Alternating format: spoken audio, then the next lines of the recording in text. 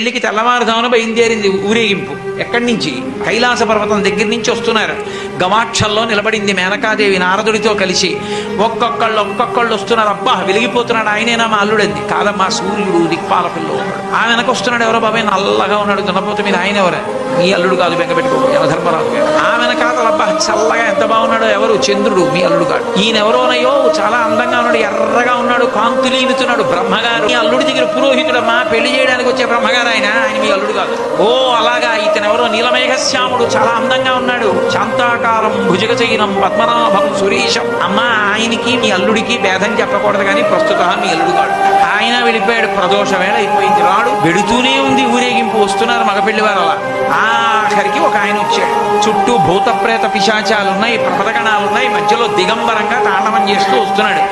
అడగలేదు మేనకాదేవి ఆయన నారదుడే చెప్పాడు, ఆయనే మీ అల్లుడమ్మా అని మెట్లు